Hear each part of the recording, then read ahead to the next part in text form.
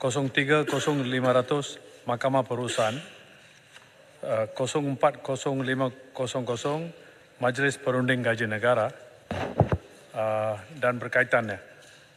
Puan Pengerusi, pada kebelakangan ini kita dengar ada kes di mana pekerja asing yang datang ke negara ini secara sah tetapi tidak ada kerja.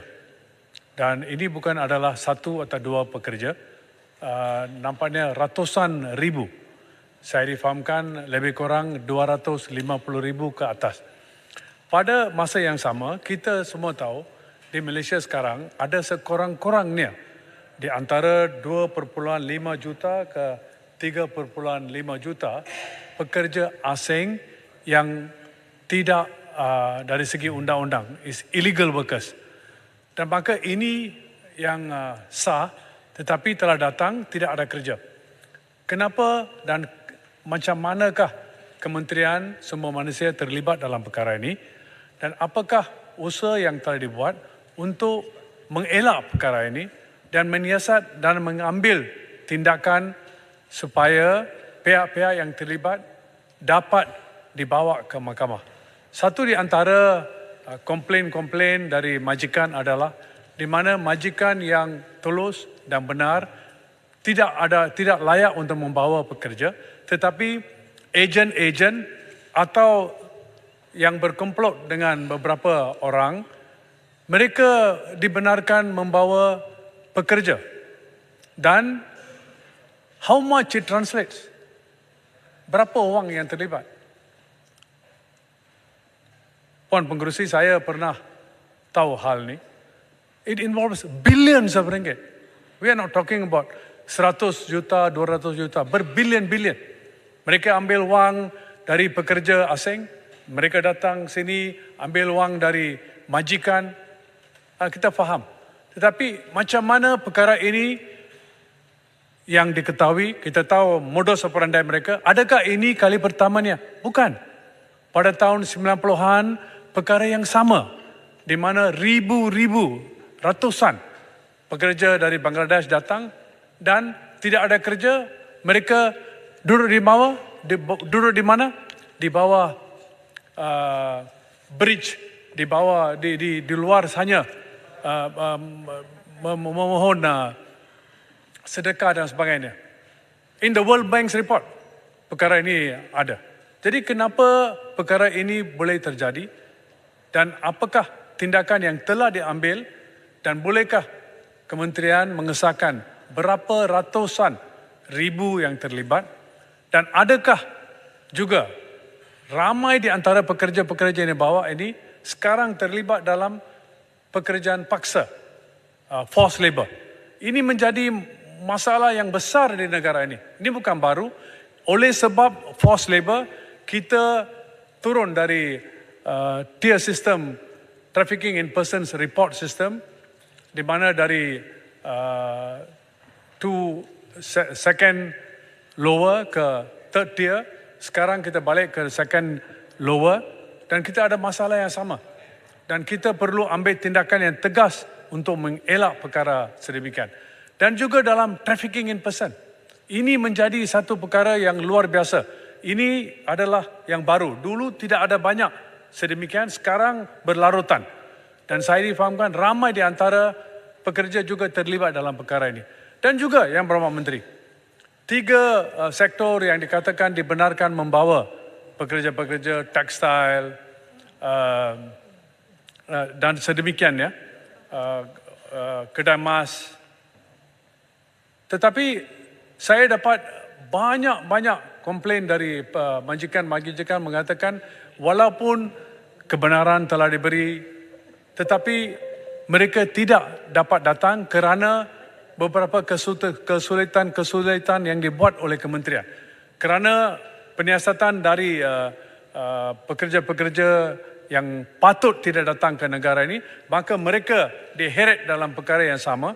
Jadi soalan saya adalah, bilakah kebenaran akan diberi dan berapakah yang telah diberi dan berapakah telah sampai ke negara ini?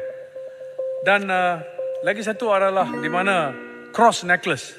Ini perkara di mana pekerja memakai hal-hal berkaitan dengan agama di mana mereka dibuang kerja baru-baru ini.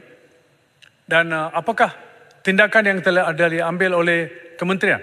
Kerana saya lagi ingat ada specific provision dalam Employment Act untuk tindakan diambil. Tindakan telah diambil atau tidak, ada tindakan segera kalau tidak diambil, patut diambil. Yang saya khawatir yang Puan Pengerusi adalah ini. Ini permulaan.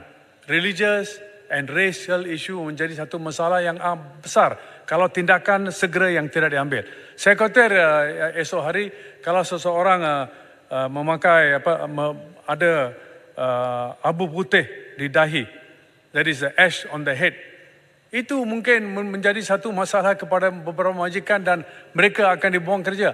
Apakah pendirian kerajaan kementerian dalam hal ini? Kerana kita mahu ingat, apakah itu abu putih di dahi?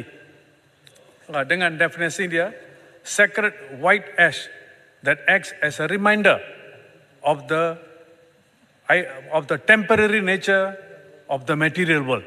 Ini mustahak.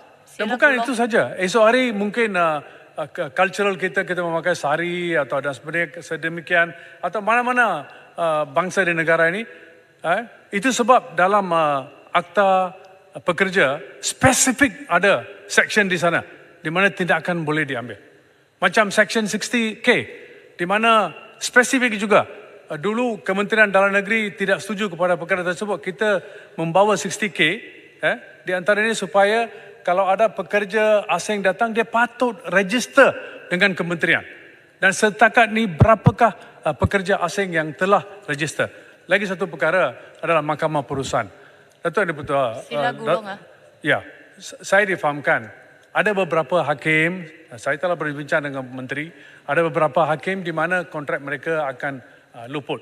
Saya telah beritahu semasa kita di kerajaan dulu, bahawa sebelum luput, 3 bulan sebelum itu patut memberitahu kepada hakim-hakim tersebut bahawa mereka telah boleh menyambung kerja mereka. Kenapa ini perlu dibuat?